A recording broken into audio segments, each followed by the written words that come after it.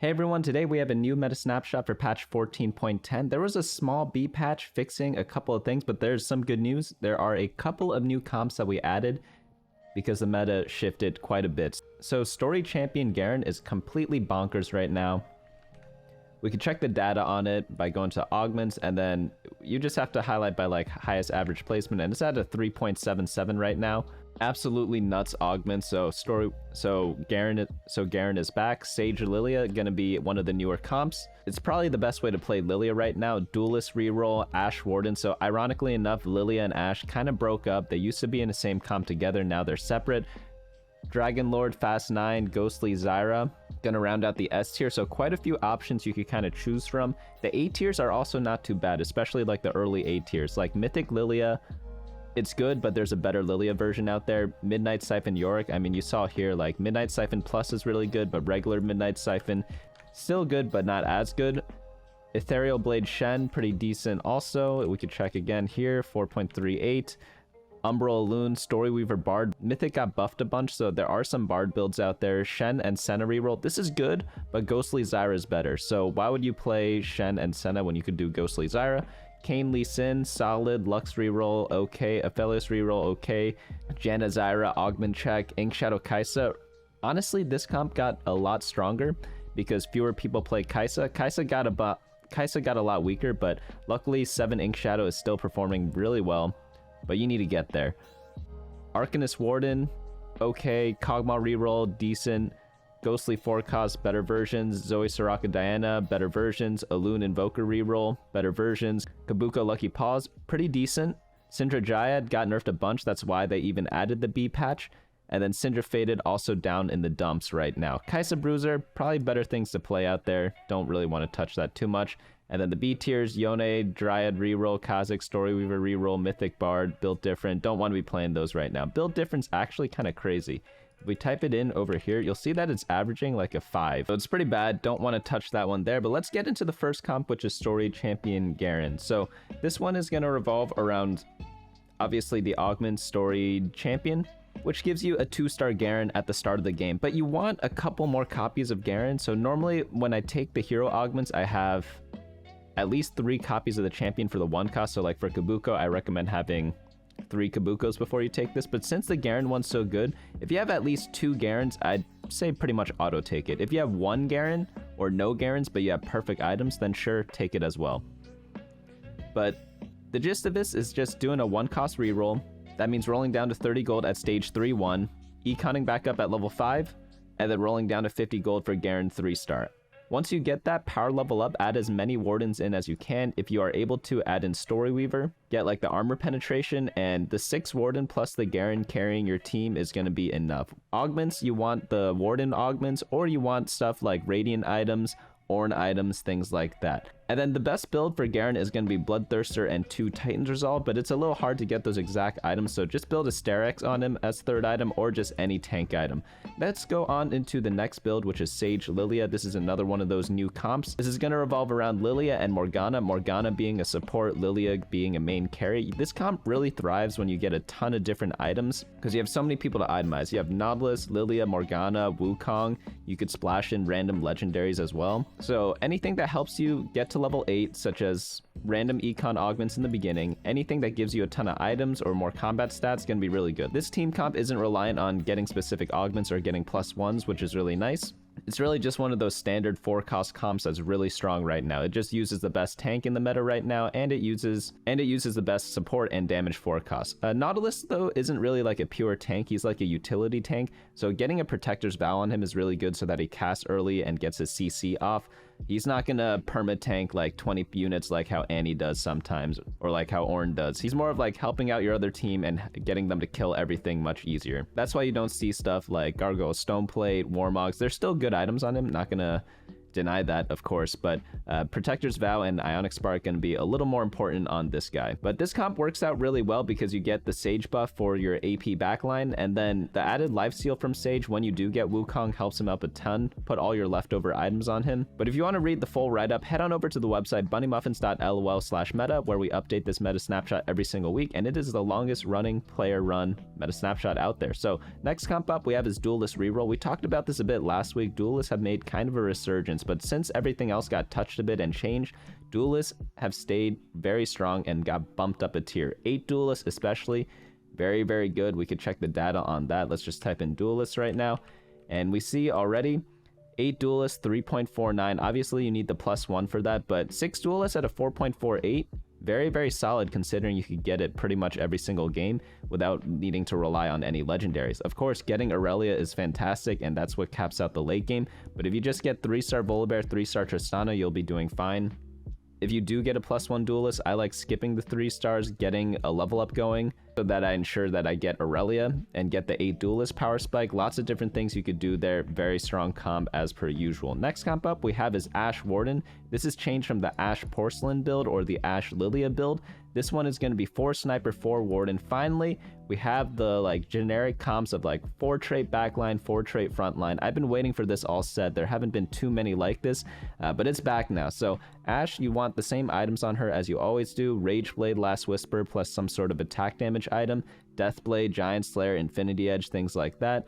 A Mumu or Nautilus is going to be your main tanks. If you get a Mumu 3, it's going to be a Mumu. If you get Nautilus, then it's just going to be Nautilus. And then you just run a lot of attack speed augments. So like Tiny But Deadly, Pumping Up, You Have My Bow, all those are very good. Best Friends, just like how you can be my best friend if you bookmark this website. And then also any of the Sniper augments, any of the Warden augments are going to be fantastic. And this comp is really easy to play because it's very affordable. A lot of comps out there, they rely on a lot of 4 cost, 5 cost, things like that. If we took a look at like the Kai'Sa comp, which was like a comp of the past, it is very, very expensive. Let me try to find it here. Like, look at this bottom version. 4 cost, 4 cost, 4 cost, 5 cost, 5 cost, 5 cost. Compare that with the one we're looking at here, which is 1 5 cost, 3 4 cost, and then you have like a 1 cost, a 2 cost, things like that. Very, very affordable. This means that in lower ratings, this is going to be a bit easier to play if you don't know how to econ 100%. Comp generally caps out around level 8, but level 9 is kind of like a luxury. You just add in a Syndra. You don't really need it that much. It's just there to give a bunch of other synergies. The core is just going to be 4 Sniper, 4 Warden, like the ones you see in the back and front line. And one positioning tip, keep your Senna next to your Ashe, because Senna buffs up units adjacent to her. I think it gives more AD, which is really nice for your AD carries, obviously. But next comp up we have is Fast 9 and 5 cost, but this is updated to be a little bit different because the Fast 9 right now revolves a lot around Dragonlords and Azir. So people are using Azir as the main carry if they can choose. Like if you have a champion duplicator and you're like, who should I champion duplicate out of all the 5 costs? Probably going to be Azir, but if not, any of the other ones can do. That's why we put all the items on all these different legendaries so you know who to go on who. Azir likes attack speed and mana items. Aurelia likes anti-heal, Runons, and any other AD or backline item. Udyr likes the AP Bruiser frontline items. Wukong likes the Bruiser AD frontline items. And then Orange just likes generic tanks. Same with Rakan. Rakan can actually use anything. I've seen all sorts of different combos on Rakan. I've seen AP Rakan, I've seen tank Rakan, I've seen utility Rakan. Anything works on him. What do you want on this Fast 9 build? Well, you want to win streak the early game, which is really nice. So then you have a health pool to play with. Next, you want a bunch of economy augments, which really speed up the amount of time it takes to get to level 9. And then you want some sort of combat augments to finish it off. But you could do like 2 econ augments plus 1 combat, 1 econ, 2 combats, things like that. Don't stress too much about it. You just need to hit 2-star legendaries and you'll be fine no matter what you do. Ghostly Zyra going to be the next build. This is going to be very similar to the Shen and Senna build, which is 4 Ghostly plus like some other traits. But instead of going for a 3-star Senna, you're going to go for a 3-star Zyra. This comp has picked up in popularity in the past 2 weeks, I would say. I forgot who the first person who played this was, but I remember seeing this random post of this GM person who was just spamming the Zyra comp, and people were like, hey, this guy's climbing really fast with this comp. Maybe let's try it ourselves, and then it kind of caught on like that. Kind of funny how comps are kind of discovered that way. It's not necessarily the best players discovering the comps. Sometimes they just look at which random player is climbing really quickly with something that I haven't seen before, and that's going to be the Ghostly comp. I think that happened like 2 weeks ago or something. I don't remember when I first saw this, but Shen going to be the beefy guy up front. Same build as before. Like the double stone plate I think is my favorite version because he gets so much armor and then he just like 1 or 2 taps the enemy tanks, which is crazy because he does true damage. Zyra in the back, mana item plus AP. Nashor's is really good too to get a lot of casts off. What I love about this comp is that you get so many 2-cost units that means that in the games where you can afford to, you get 3-star pretty much everything, and taking the other units out of the pool helps you hit Shen and Zyra, which is pretty nice.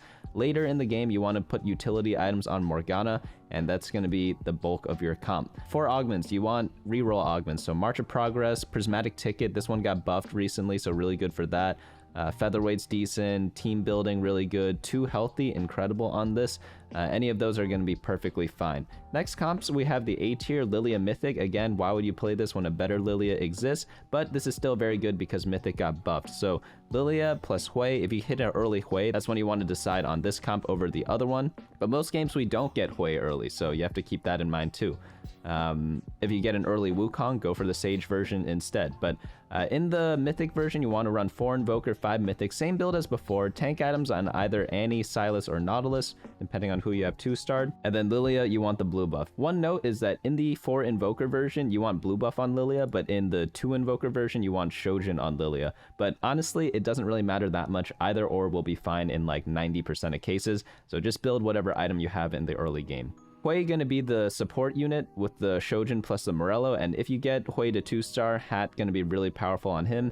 Next comp up we have is going to be Midnight Siphon Yorick. This is one of those hero augments, and as we saw in the data before, Midnight Siphon plus, incredibly good, 3.64, the best augment out there, because you get like a free 2-star Yorick, and then if you already have Yoricks from before, you pretty much already have the 3-star, which is absolutely bonkers, nuts, insane. 6 Behemoth going to be the main core, and then just add in whatever units you find to really cap it off.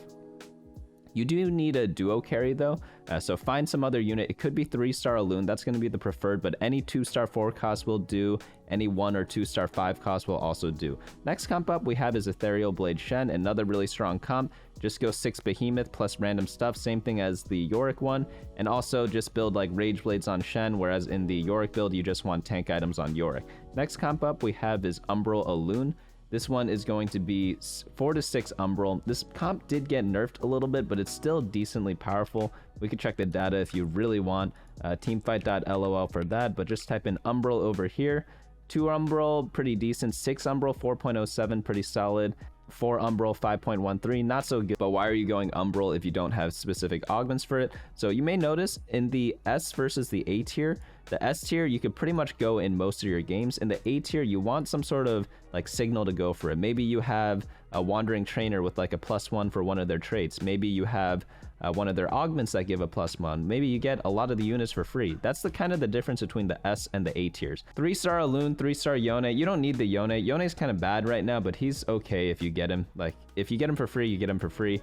Silas really good, Kayn decent, and obviously once you get set, throw the AD items on him, he's going to be blasting everyone. Next build up we have is Storyweaver Bard. Again, Mythic got buffed a bit, which means Bard is a little bit better.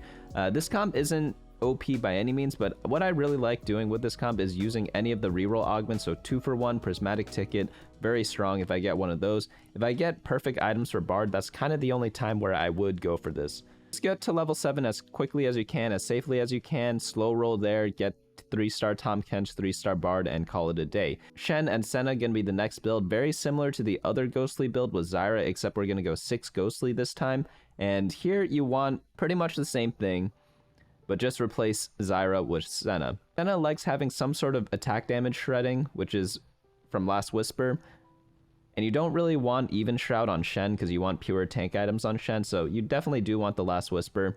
If you do get an Even Shroud early because you slammed it, put it on either Aatrox or Illaoi. It's not going to be ideal, but it's better than nothing. Then Rage Blade, Infinity Edge going to be great. Infinity Edge I think is really important on Senna because her spell is a lot of her damage. Any champion that uses their spell for damage versus auto attacks is going to like the Infinity Edge a bit more than something like a Deathblade, but she could honestly use both. Just build whatever items you have, but pretty easy comp, just 2-cost reroll. Maybe you get some reroll augments to help you out there. Any of the attack speed augments like Pumping Up, Tiny but Deadly, also really good. Sin Kayn is going to be the next build up. This one's just like a melee 4-cost build, not as good as some of the other 4-costs that we saw, such as the Ashe build, the Lillia build, but if no one's going for these units, which they are, by the way, because Dragonlords are taking the Lee Sins, some of the Umbral builds are taking the Kayns, but Kayn should be relatively easy to hit, Lee Sin, not so easy, Morgana, pretty hard to hit. But normally I'm going for this comp if I built a lot of the frontline bruiser items in the early game to kind of win streak with, then I don't really have a choice, right? So I go for something like this, Ideally, get the Kayn for free. Lee Sin struggle a bit, Morgana struggle a lot, but if you do happen to hit Morgana, you end up griefing a lot of the other players that need her, so that's one good thing there. Next build up we have is Aphelios Reroll, 3-cost reroll, played very similarly to the Bard, except you go for Thresh and Aphelios, then you throw in 5 or 7 Faded. I like playing this with a +1 Faded augment, because the difference between 7 and 5 Faded is absolutely insane. So you definitely want to go for that. Lux Reroll, next build. This build is struggling a little bit right now. It's not as good as it was before, but since a lot of people are doing 2-cost reroll, it's still kind of staying in there, and no one really buys Lux, especially since no one plays Porcelain Ashe anymore. No one's going to be griefing you when you go for this. So as a good backup option, I like this a ton, especially if you get Porcelain Crest at the start of the game or Boiling Point. Next build up we have is Janna Zyra Reroll. Only go for this if you get 2 healthy or Enter the Dragon. Played very similarly to the Lux build in terms of leveling pattern. You want to do a 2-cost reroll, which means you want to stabilize sometime during stage 3-1 or 3-2 at level 6, get 2-star Janna, 2-star Diana maybe, and then econ back up, roll down to 50 every single turn until you hit everyone 3-star. Then level up, throw in Dragonlords, call it a day. Next one up we have is Inkshadow Kai'Sa. Only play this with Inkshadow emblem because it's pretty useless without it, as we saw from the stats. 5 Inkshadow is pretty bad, and 7 Inkshadow pretty good. Actually, 5 Inkshadow is not doing so bad.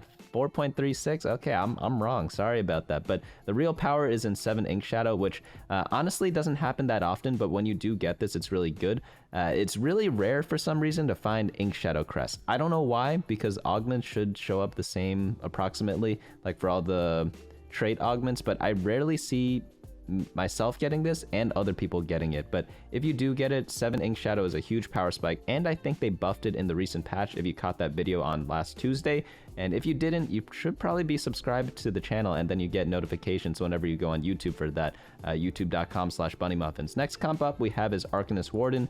A decent comp, nothing crazy, but it's a good mid-game comp to pivot into other stuff later. You could play this into a fast 9 and then swap the items over onto like Hui or Azir, things like that.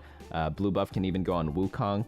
So there are a lot of different options to like pivot from this comp, which is really nice. And you could also put the tank items on whoever and then pivot that to whatever tanks you're playing in the late game. Next build up we have is Kog'Maw Reroll. I probably would only play this with too much candy, but they did buff Mythic, so if you like going deep into Mythic with Kog'Maw, because there are many different versions of this, there's a Behemoth version that you see here, there's a Mythic version that's just taking out maybe like Shen and Ornn, adding in stuff like Hui, Lillia. Both versions are good.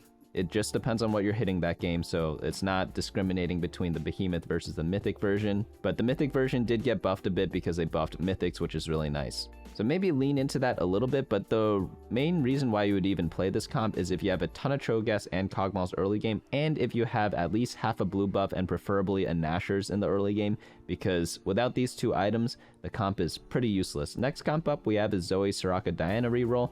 They did buff Zoe. I'd be interested in seeing this comp a little bit later on in the week. Maybe people discover better Zoe builds, and then it truly shines after that. So let me know down in the comments right now. Theory craft some Zoe builds. You could go to teamfight.lol, head on over to the team builder, type in Zoe, put her in, and then put whatever units you want. You could sort by like traits. You could go like 3 costs, 2 costs.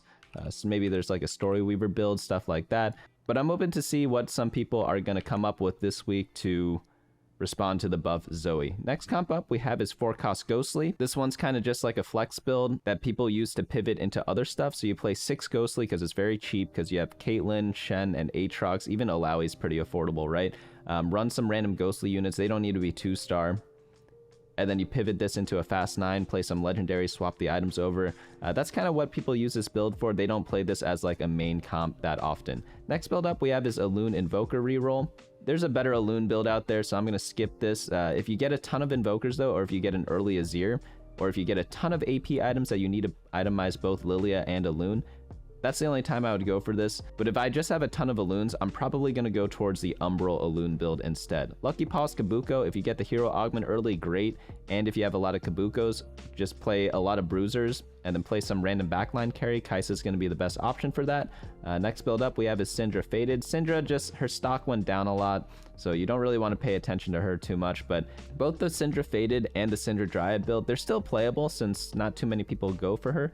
We can check the data right now, go to stats, champions. I'm going to type in Syndra, Syndra's a 4.44, which isn't that bad with a 1.51, but she's played mainly in the sniper comp. You can see here, like, her best item is Sniper Emblem, which is hilarious, right? Because you normally wouldn't think that. But if we look at the previous patch, she was a 4.42, around the same play rate, but no one played her in the sniper build. Right now, like, she's literally getting sniped by other players, and she's just like a backup unit there, but they're going to take her anyway. So it's a little annoying to play both Syndra Faded and Syndra Dryad right now, just because she's being taken from other teams, but it's still an okay build, nothing crazy, but there are definitely better options out there.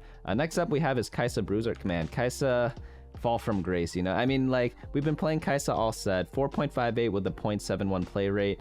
Not the best, not the best. We compared that to before. Double the play rate and better average placement. That is like a huge nerf there, but it is what it is. We've been playing a little too much Kai'Sa, so put her in the back burner for now, but she still has her own place to shine in the Inkshadow build. You could still also do something like the Trickshot build if you get a perfect start for it, because no one's buying this unit, so just keep that in mind whenever you're playing. B tier, I wouldn't play too many of these. Heavenly Yone, haven't seen too many of those. Dryad Reroll, haven't seen too many of that either. Kha'Zix Reroll, same thing. Storyweaver Reroll, Mythic Bard Reroll. Like, I know Mythic's got buffed, but like Bard just seems much better in the other build right now with the Altruist. But maybe this is not deserving of C tier, maybe B tier. And then Built Different, we talked about before, like complete garbage comp right now. Do not play this at all. So bad. But let's just summarize quickly up at the top.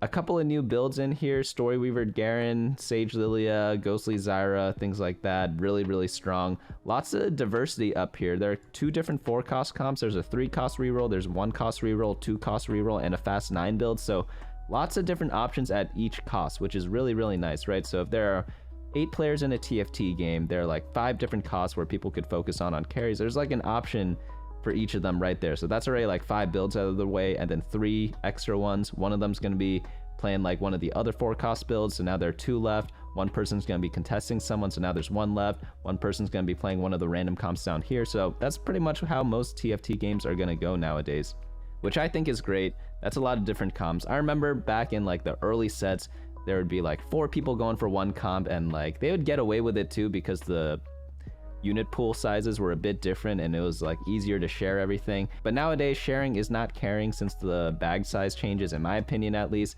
I feel like if you are contested, it feels so much worse than before, but everyone can have their own opinion on that. But overall, just go for, like, definitely try the Sage Lillia comp. It's better than the Ashe build, I think, when it was Ashe plus Lillia.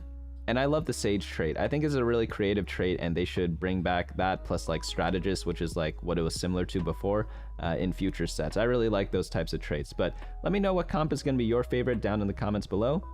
And don't forget to check out the website, bunnymuffins.lol.